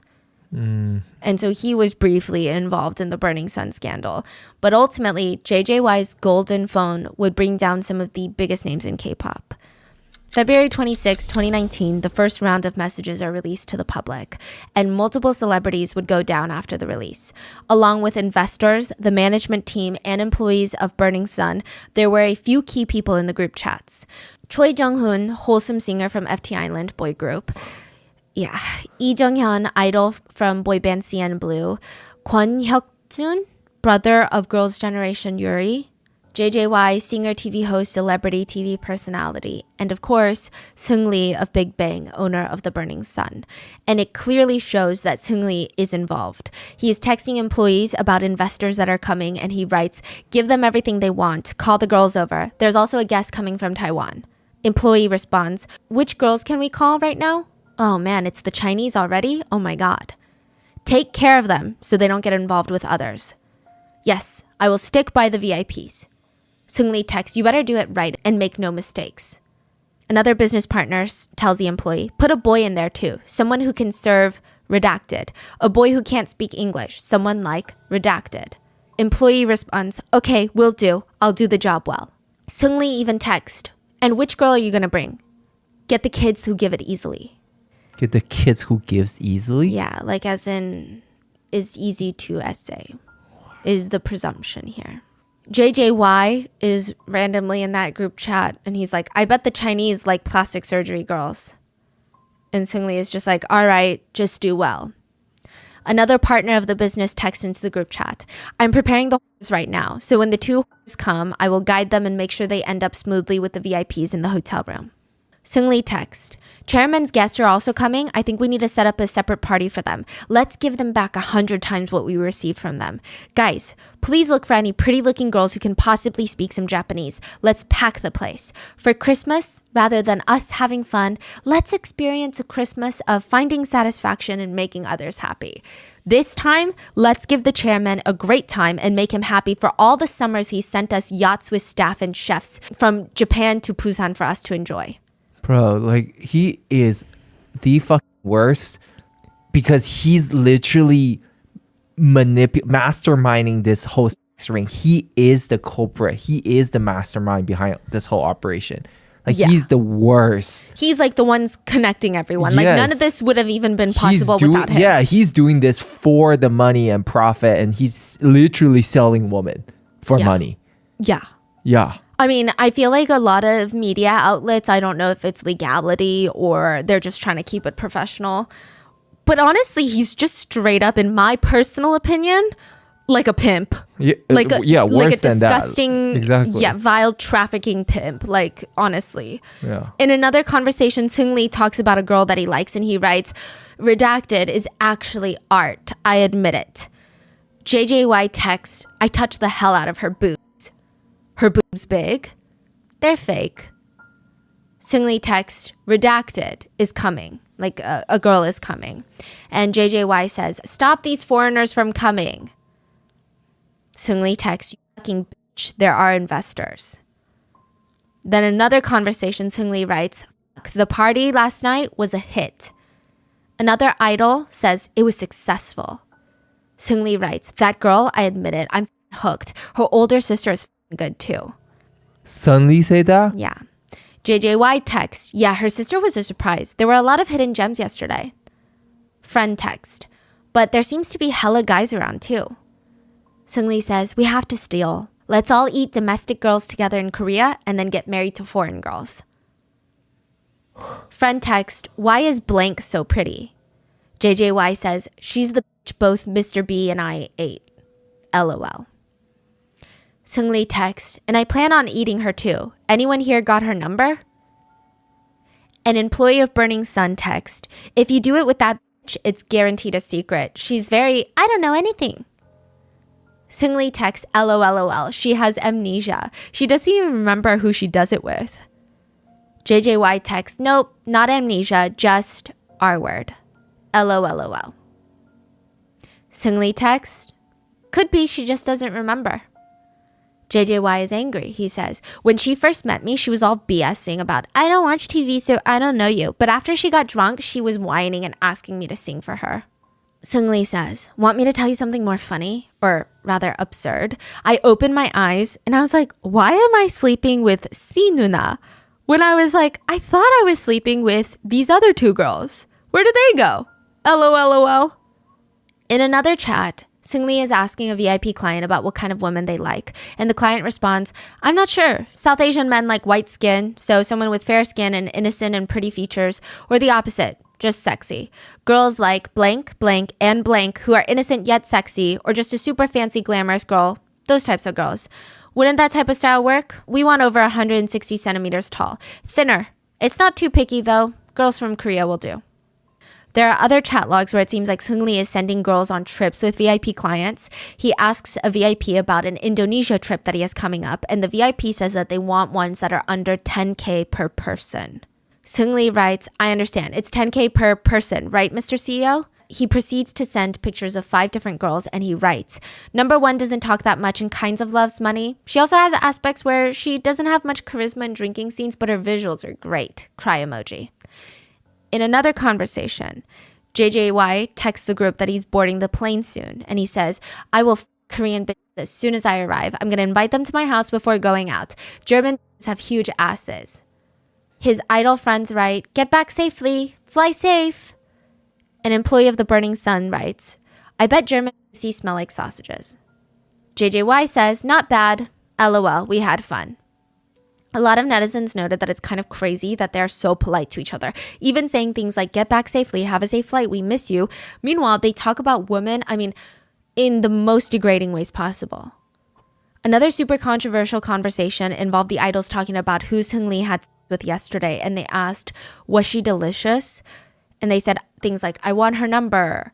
And one person wrote, yes, she is comfort woman level. Let me tell you, comfort woman is a very, very sensitive topic for most Koreans.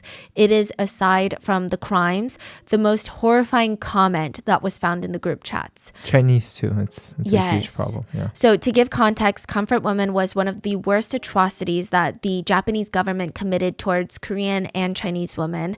And a lot of the victims. So when Japan colonized Korea, along with various other countries in Asia, so I don't believe that it was just Korean and Chinese, they promised a bunch of women from all these different countries, but we're just talking about Korean women here, that they could work in factories to make just enough to barely survive. They're like, you can barely get by and you can maybe feed your kid. But because these women had no other choice, nothing else, they were basically forced to agree, not knowing that the Japanese government never intended them to work in factories. They were actually forced into trafficking. They were locked up and made to be assaulted by Japanese soldiers every single day. Comfort women have come forward to say that they were essayed at least 30 times a day while they were held captive. I could go into further detail, but it's very, very depressing. They were impregnated, they contracted diseases, they were experimented on, tortured. So the topic of comfort women is highly sensitive, additionally because it's not really something that happened long, long ago to multiple generations before us. Many of the comfort women, the victims, were elderly women in Korea. I believe the last few are still alive. Many of them have since passed, but they have yet to receive an apology from the Japanese government. And a lot of the tensions in current time between the Korean government and the Japanese government, not to get too political, is this is one of those things. Many Korean citizens want apologies for the comfort women before they pass on. And the Japanese government has refused to acknowledge their crimes. And here we have the Korean faces of the entertainment world making fun of comfort women and recreating the tragedy, so to speak. I mean, even if we take out the literal crimes committed in the group chats, even just the way they talk about women, while they have a predominantly female audience as idols, is despicable. It's filled with crude, emotionally violent, disgusting comments and jokes. And side note about the messages being released, some people hate the tech employee for not turning in the text sooner. They state that if it were them, they would have turned it in sooner.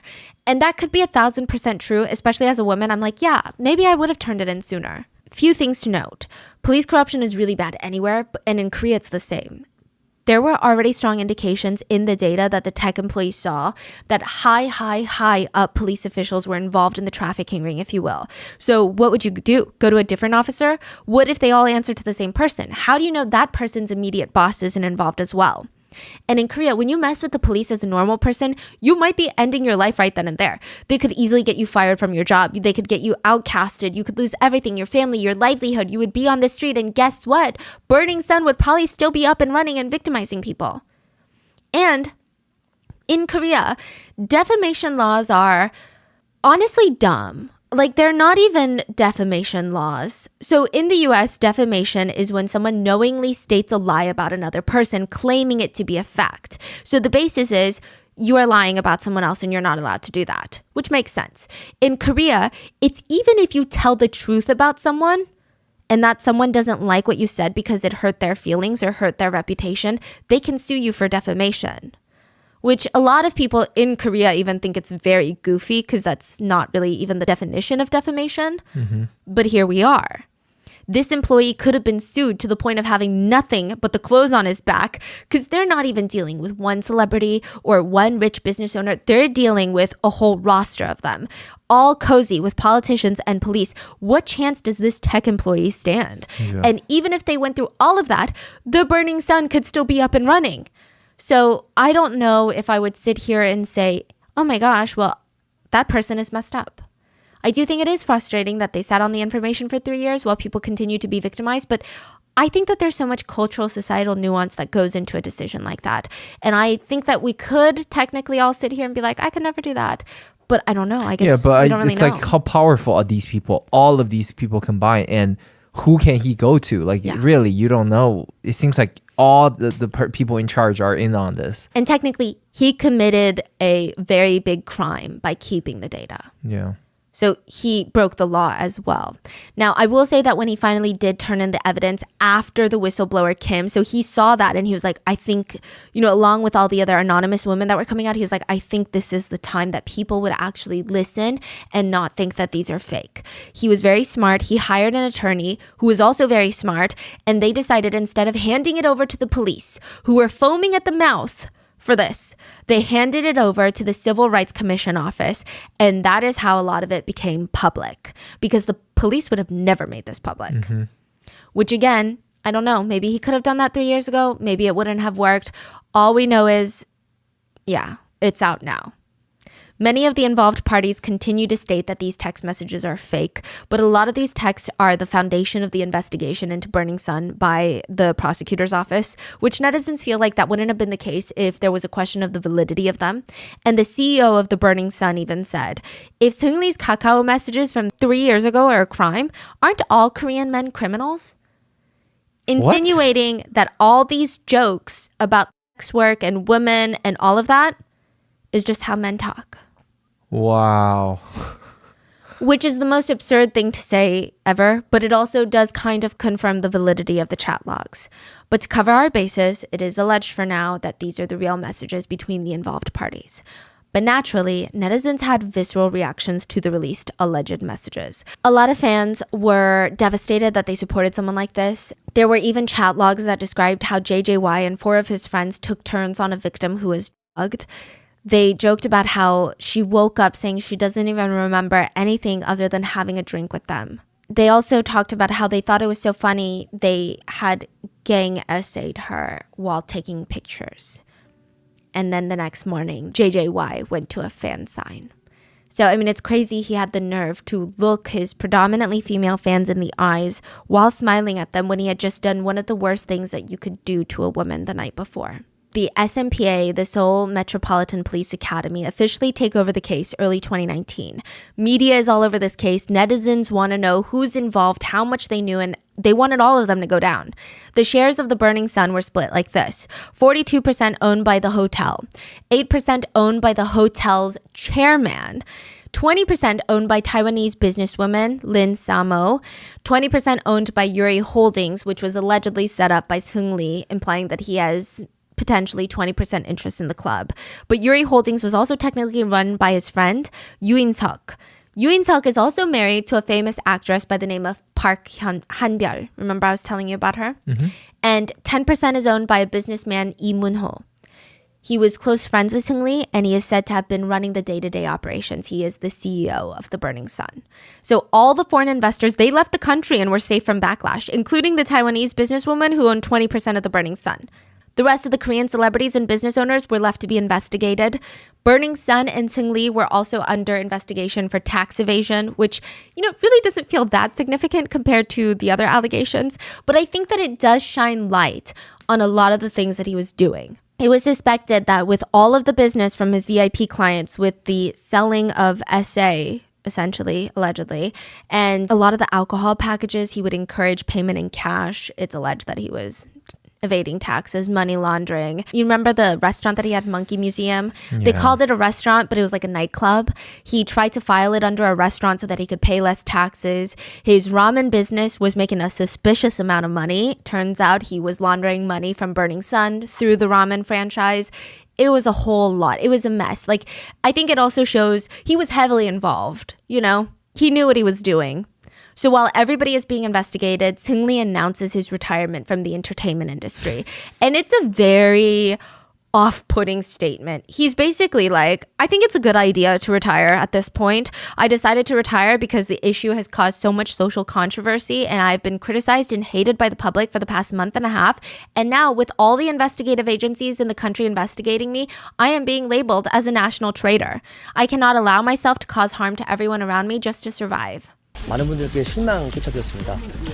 다시 한번 죄송하다 말씀드리고 싶고요. Netizens hated his apology. It felt very, you guys blew this whole thing into something that it's not. So now I'm just going to retire then. I don't want to face your criticism.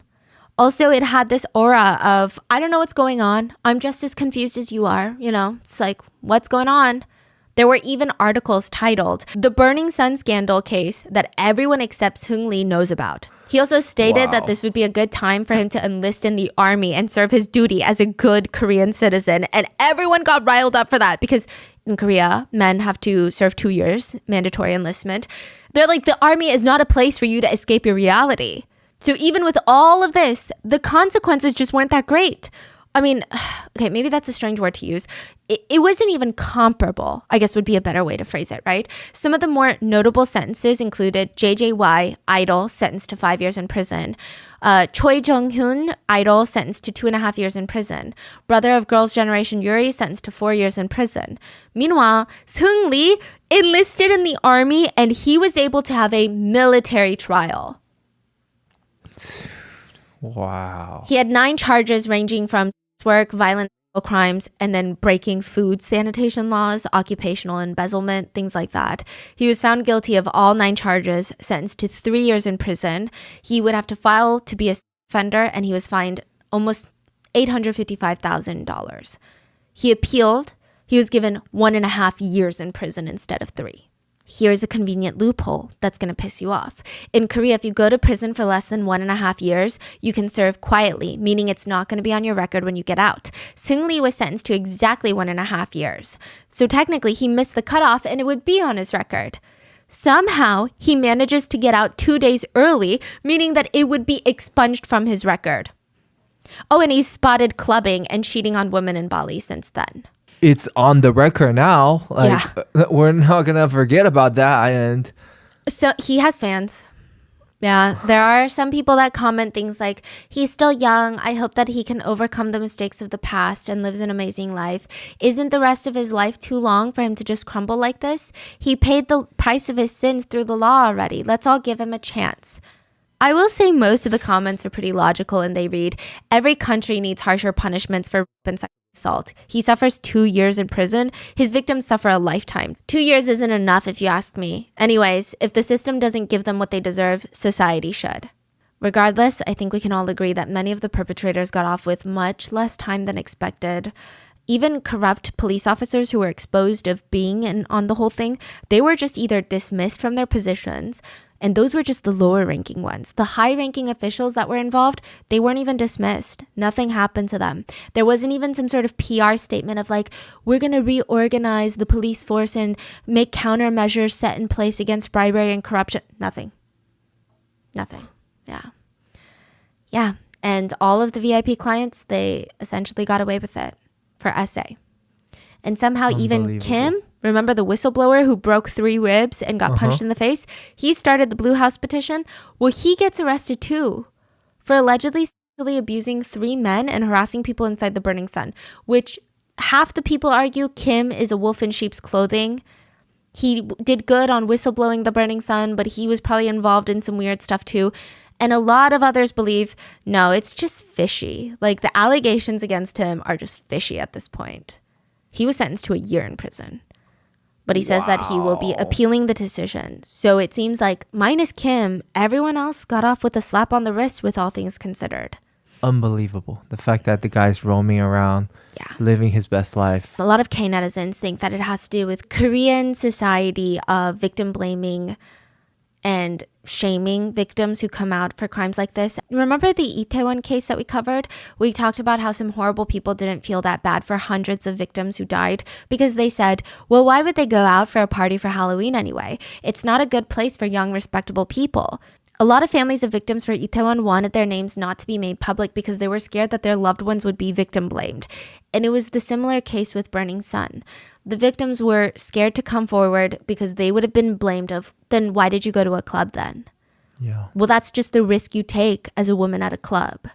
And because there weren't really that many victims that spoke forward at the court, speaking directly on the case, they got off way too easy. I think the only way to combat that is for societies to speak up more about in support of victims, right? Yes. Like that's the only way for other people to realize you're so dumb by saying that. Yeah. Like we need to make it we have dumb to and gross. keep talking about it to lift up the victims. Yeah. And another thing was, it's just really annoying in the justice system that you would think drugging victims to SA them makes the crime that much worse, right? Because now you're doing more things to their body, but it actually helps the perpetrators get away with it in the eyes of the justice system because you know what's justice, right? It's a way for perpetrators to say, she's not credible because I her, but that's not the point. And it's just insulting and infuriating at this point. In other case-related aftermath news, the hotel on top of Burning Sun was shut down in 2021. The building was sold to Hyundai Construction, and they are now going to change it to be an apartment building. The co-founder of YG, Mr. YG himself, stepped down as CEO of YG Entertainment, one of the big 3 entertainment agencies in South Korea, because of this scandal. It is stated that YG lost close to $100 million worth of investment money because of the Burning Sun case. And recently, Choi, one of the idols, was released from prison as well. And paparazzi found out which church he was attending with his mom. And they stopped him in the church parking lot to ask him for an interview. And in the footage, he literally, you can hear this man whining for his mom. He's like, Mom! Like a kid. When you're 7 and a stranger comes to the door to ask if you have time to talk about the Lord and Savior. And you're like, Mom! That's what he sounds like. His mom walks up and starts clucking away like some crazy mother hen. She states, he wants to live in faith now. What do you want, paparazzi? Why are you making a big deal out of nothing? Do you want to get punished by God? 엄마, 기자분들이 오셨는데 막 인터뷰 하시네? 아니 그걸 물어봐요. 가요. 이렇다는 건 아니야. 하나님 끝나나. 됐어요. 아이고 믿음 안에 살려고 왜 그래요? And again, this is to show you the family's character, not the character of people who attend church or are religious. A lot of Christian netizens were commenting like these types of people use religion as a way to shield themselves from their own evil acts. Other netizens were just shocked by both family members' behavior. They wrote, calling your mom like that at that age is legendary, but the mom who pops up and coddles over her son is even more legendary. And I will end you with this note. One chilling fact is, you know how a lot of big K-pop groups have names for their fans? So Blackpink has Blinks, BTS fans are ARMY. Big Bang's fans were called VIPs. They made it to say that their fans are very important people to them. But Seungri's VIPs were not his fans. They were his best. And I just hope with him being back in the news with these scandals, Burning Sun is never forgotten because how do you get away with something like that? He shouldn't be able to have anyone foaming over him or he or should never treating be able never be able to make a comeback. He's just a vile criminal. Yeah. So what are your thoughts on the Burning Sun? And let me know in the comments. And please be safe. I'll see you guys on Sunday for the mini-sode.